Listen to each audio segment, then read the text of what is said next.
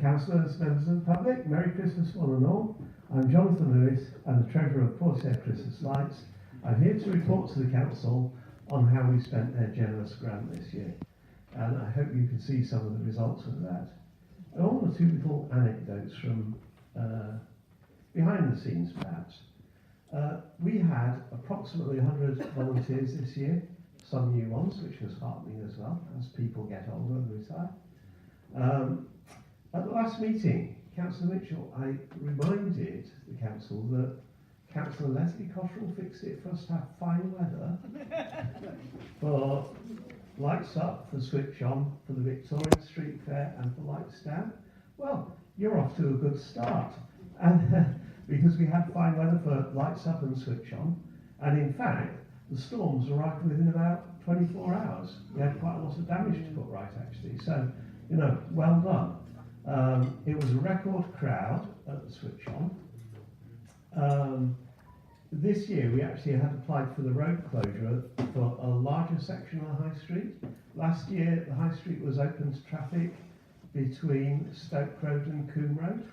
This year the crowd actually stretched from the podium to getting on for M&Co. If we hadn't had that extra road closure, I think there would have been a real danger to life and limb. Gemma Cooper, our Master of Ceremonies, has the best view, and she said it was by far the biggest crowd she'd ever seen. I would say that that is in no small part due to the decision to ask Matt and Rosemary to actually do the switch on ceremony. That in itself arose from a spontaneous Facebook campaign with about 300 people writing in saying, let Matt and Rosemary do the switch on. So it was a no-brainer, wasn't it, really? What about the Santa letters? We have about 400 letters from Father Christmas, for Father Christmas, from children with their Christmas lists. I've been reading some and saying, my goodness. When I was a lad, we used to get a mandarin orange in a bit of tin foil, and we thought we were doing really well on what's times change. The volunteers helped Father Christmas reply to those letters. We had 16 this year that didn't have addresses on.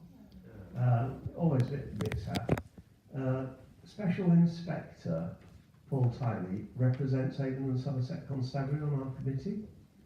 He said, my wife works in the nursery, leave it to me. We've actually found the addresses for the majority of those 16, not quite all of them yet. Well, one nice tale about the community at Portishead.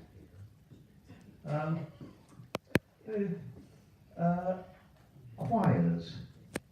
A couple of years ago I was approached by posset singers who asked could they sing at the switch on.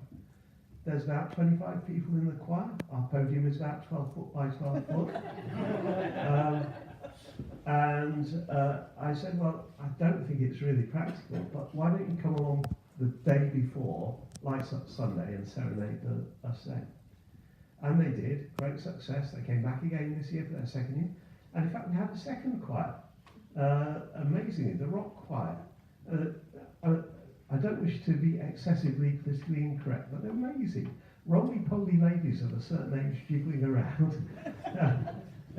Put a spring in everyone's step. Absolutely lovely. So I think we're starting a bit of a new tradition. I was swinging a collection bucket across the road, and I can tell you those choirs were very good.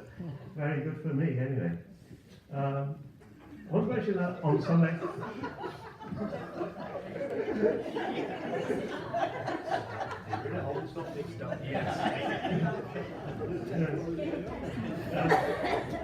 I hope everyone supports the Victorian Street Fair on Sunday. And finally, a little venture into the world of politics. We have 100 volunteers on Sunday the 24th wearing the Portishead Christmas Lights, our own gilet jaune.